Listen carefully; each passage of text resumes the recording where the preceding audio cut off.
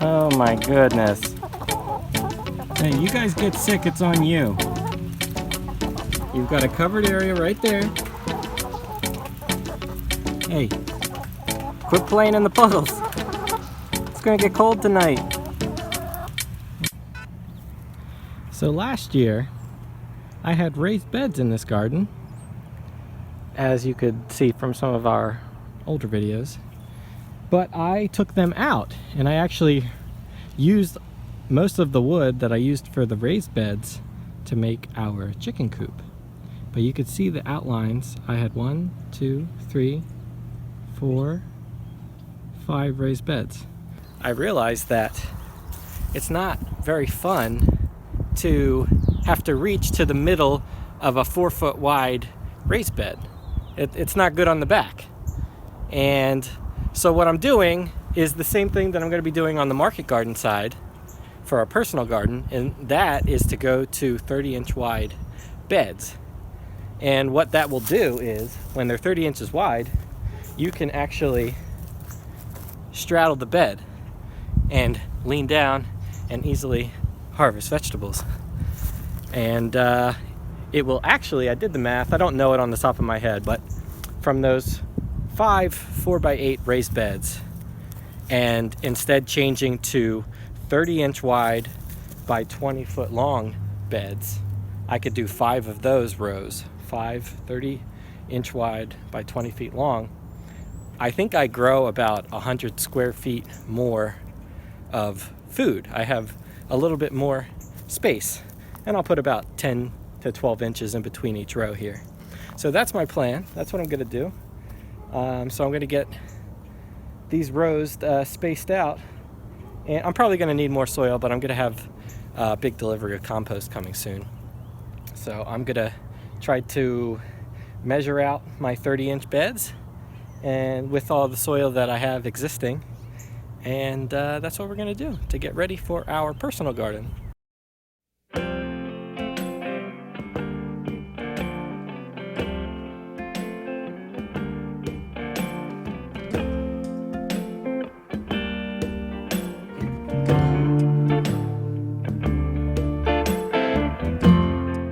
I just wanted to quickly show off 2 new tools that I got this year that I'm going to be using in the garden. One of them is something I don't know how I've lived without. I just got this double action weeder hoe. See, just looks like this, and will save my back a ton this year with weeding, because I'll see if I could show what it does here. Is got something in the ground, goes under it, easily pulls out something like weeds or grass or whatever is growing in the ground. Don't have to really bend over.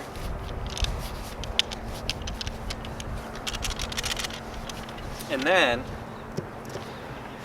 I can easily just either pick those clumps of weeds or whatever. I could throw them to my chickens. Awesome.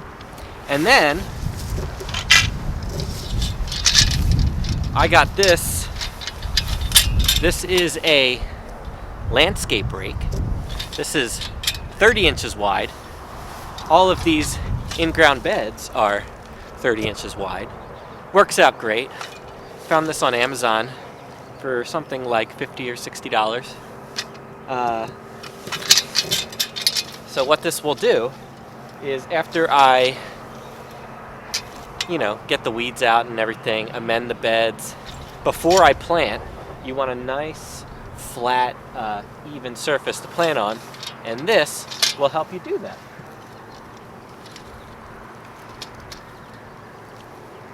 Very nice little tilt.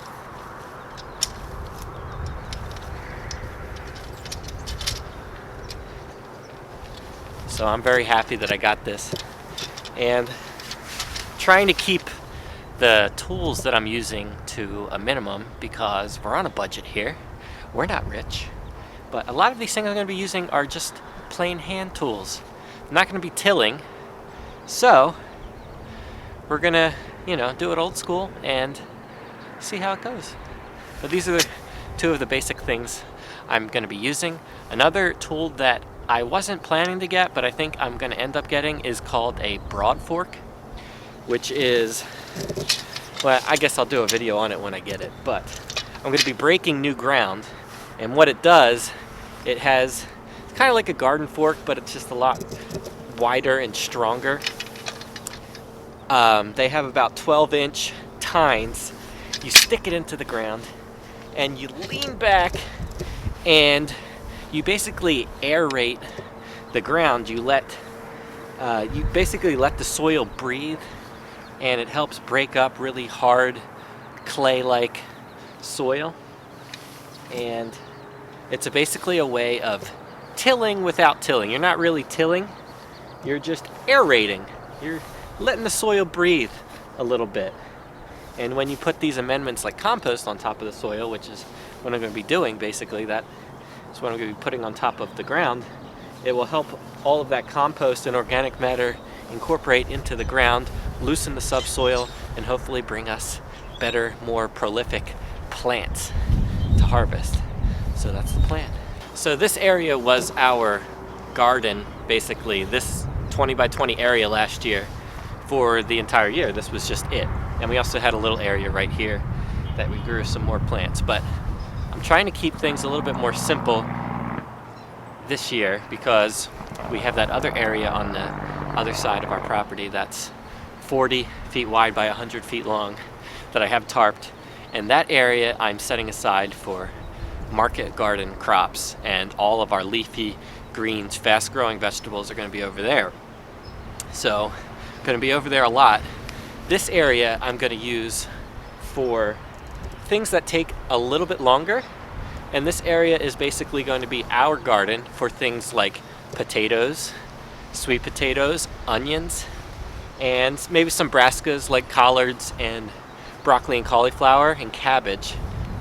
I'm going to have all of those things here in this in these 5 in-row beds. So that's my plan for this year. This is going to be an area that I'll have to water it, but it's not going to be a very high maintenance area like all the other quick growing greens and radishes and things like that need to be pulled out of the ground a lot faster. So that's my plan for this area. Now over here, this is a spot right beside the garden I just showed you. This was an area that used to be covered by a cheap little greenhouse kit that we got from Amazon last year that unfortunately flew away twice, and on the second time it flew off, it broke. So this just transitioned into kind of an open area with this little walkway in the middle. But my plan is for this year is to make this a tomato growing area. And I'm planning to have 3 rows, and I'm actually going to be taking out these bricks, and this is going to be the 3rd row for tomatoes. And I'm going to this is probably just going to be for cherry tomatoes. I have 3 different kinds of cherry tomatoes that I'm going to be growing and selling at the farmer's market, and so that's what I'm going to do with these rows here. And I'll set up a trellis system so I can tie them up and keep these plants pruned and as healthy as possible.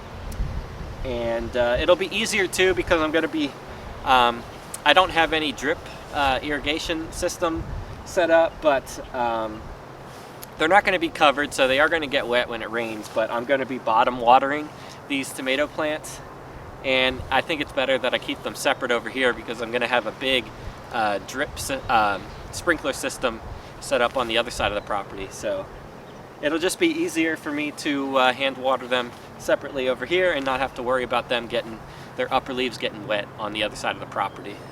Now this area here is just grass, and this used to be a play area for our daughter that we kind of ripped up and she doesn't use.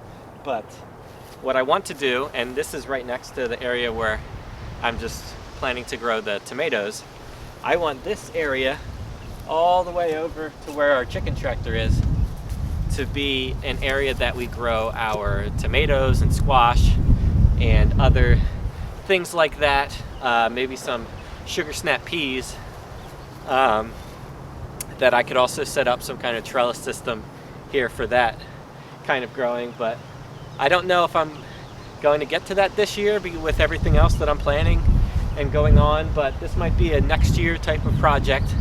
But I did the math, and in order for us to have a total of 1/4 acre of growing space, including what we have over there and over here, we would have that if I fully expand this area with a couple more rows of growing area. So I don't know if that's going to be this year, but eventually we could say we have a 1/4 acre of growing area.